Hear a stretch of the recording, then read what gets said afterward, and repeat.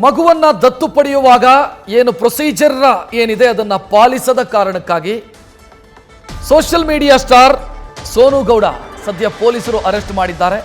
ಪೊಲೀಸರ ವಿಚಾರಣೆಯ ಸಂದರ್ಭದಲ್ಲಿ ಸೋನು ಗೌಡ ಕೆಲವೊಂದು ವಿಚಾರಗಳನ್ನು ಬಾಯ್ಬಿಡ್ತಾ ಇದ್ದಾರೆ.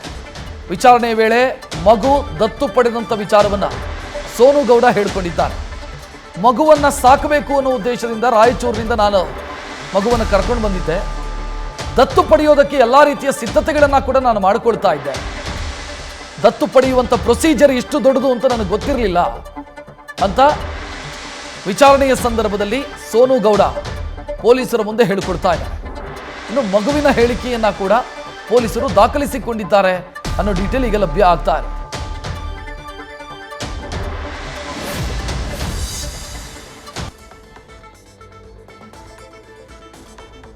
ಮಗುವನ್ನ ದತ್ತು ಪಡೆಯುವಾಗ ಏನು ಪ್ರೊಸೀಜರ್ ಪಾಲನೆಯನ್ನು ಮಾಡಬೇಕಿತ್ತೋ ಆ ಪ್ರೊಸೀಜರ್ ಪಾಲನೆ ಮಾಡದೆ ಬೇಕಾಬಿಟ್ಟಿ ನಾನು ಮಗುವನ್ನು ದತ್ತು ಪಡೆದಿದ್ದೀನಿ ಅಂತ ಅನ್ಕೊಂಡು ಅದನ್ನು ಸೋಷಿಯಲ್ ಮೀಡಿಯಾದಲ್ಲಿ ಹಂಚಿಕೊಂಡು ಈಗ ಸಂಕಷ್ಟಕ್ಕೆ ಸಿಲುಕಿದ್ದಾರೆ ಸೋನು ಗೌಡ. ಪೊಲೀಸರು ಅರೆಸ್ಟ್ ಮಾಡಿದ್ದಾರೆ. ವಿಚಾರಣೆಯ ಸಂದರ್ಭದಲ್ಲಿ ಸೋನು ಗೌಡ ಹೇಳಿಕೊಳ್ತಾ ಇರೋದು, ನನಗೆ ಗೊತ್ತಿರಲಿಲ್ಲ ಈ ಪ್ರೊಸೀಜರು ಈ ರೀತಿ ಅನ್ನೋದು ನನಗೆ ಗೊತ್ತಿರಲಿಲ್ಲ, ಆದರೆ ನಾನು ಆ ದತ್ತು ಪ್ರಕ್ರಿಯೆಯನ್ನು ಹೇಗೆ ಮಾಡಬಹುದು ಅನ್ನೋದರ ಬಗ್ಗೆ ಯೋಚನೆಯನ್ನು ಮಾಡ್ತಿದ್ದೆ ಅಂತ ಹೇಳ್ಕೊಳ್ತಾ ಇದ್ದಾರೆ. ದಿನ ಬ್ಯಾಡರಳ್ಳಿ ಪೊಲೀಸ್ ಠಾಣಾ ವ್ಯಾಪ್ತಿಯಲ್ಲಿ ಈ ಮಕ್ಕಳ ಮತ್ತು ಮಹಿಳಾ ಕಲ್ಯಾಣ ಇಲಾಖೆಯಿಂದ ಒಬ್ಬರು ಅಧಿಕಾರಿ ಬಂದು ಒಂದು ಕಂಪ್ಲೇಂಟ್ ಕೊಡ್ತಾರೆ ನಮ್ಮ ಬ್ಯಾಡರಳ್ಳಿ ಪೊಲೀಸ್ ಠಾಣೆಗೆ. ಏನಂದರೆ ಒಬ್ಬರು ಸೋನು ಗೌಡ ಅಂತ ಹೇಳಿ ಒಬ್ಬರು ಸೆಲೆಬ್ರಿಟಿ ಅಂತೆ, ಅವರು ಒಂದು ಮಗುನ ಅಡಾಪ್ಟ್ ಮಾಡ್ಕೊಳ್ತಾರೆ. ರಾಯಚೂರಿಂದ ತಂದು ಒಂದು ಮಗುನ ಅಡಾಪ್ಟ್ ಮಾಡ್ಕೊಳ್ತಾರೆ, 8 ವರ್ಷದ ಮಗುನ. ಅದನ್ನು ಅಡಾಪ್ಷನ್ ಪ್ರೊಸೀಜರ್ನ ಸರಿಯಾಗಿ ಫಾಲೋ ಮಾಡಿಲ್ಲ ಅಂತ ಹೇಳ್ಬಿಟ್ಟು ಅವ್ರ ಕಂಪ್ಲೇಂಟಲ್ಲಿ ಕೊಡ್ತಾರೆ. ಅದ್ರ ಜೊತೆಗೆ ಇನ್ನೊಂದೇನೆಂದರೆ ಅವರು ಏನೋ ರೀಲ್ಸ್ ಮಾಡ್ತಾರೆ ಈ ಯೂಟ್ಯೂಬಲ್ಲಿ ಮತ್ತು ಸೋಷಿಯಲ್ ಮೀಡಿಯಾದಲ್ಲಿ, ಆ ಮಗುನ ಇಟ್ಕೊಂಡು ರೀಲ್ಸ್ ಮಾಡ್ತಾರೆ ಅಂತ ಹೇಳಿ ಕಂಪ್ಲೇಂಟ್ ಕೊಟ್ಟಿದ್ದಾರೆ. So it's illegal under JJ act ಮತ್ತು ಜೂನಿಯರ್ ಜಸ್ಟಿಸ್ ಆ್ಯಕ್ಟಲ್ಲಿ ಇಟ್ಸ್ ಅನ್ ಅಫೆನ್ಸ್ ಅಂತ ಹೇಳಿ ಒಂದು ಕಂಪ್ಲೇಂಟ್ ಕೊಟ್ಟಿರೋ ವಿಚಾರವಾಗಿ ನಾವೊಂದು ಕಂಪ್ಲೇಂಟನ್ನು ತಗೊಂಡು ಈಗ ಇವತ್ತು ಬೆಳಿಗ್ಗೆ ಅವರನ್ನು ನಾವು ಅರೆಸ್ಟ್ ಮಾಡಿದ್ದೀವಿ.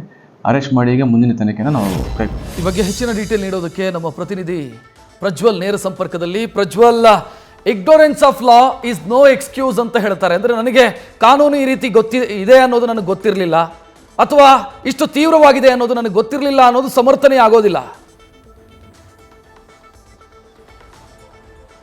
ಖಂಡಿತವಾಗಿಯೂ ಕೂಡ ರಕ್ಷತ್, ಇಲ್ಲಿ ಸೋನು ಗೌಡ ಏನಿರ್ತಾರೆ ಒಂದು ಮಗುವನ್ನು ದತ್ತು ತೆಗೆದುಕೊಂಡಿರ್ತಾರೆ. ಅದು ದತ್ತು ತೆಗೆದುಕೊಂಡಿರುವಂಥ ಮಗುವಿನ ವಿಡಿಯೋವನ್ನು ಕೂಡ ಮಾಡಿರ್ತಾರೆ. ನಾನು ಮಗುವನ್ನು ದತ್ತು ತೆಗೆದುಕೊಂಡಿದ್ದೀನಿ ಅನ್ನುವಂಥ ಒಂದು ಸಂದೇಶವನ್ನು ಕೂಡ ಸೋಷಿಯಲ್ ಮೀಡಿಯಾದಲ್ಲಿ ಹಾಕಿರ್ತಾರೆ.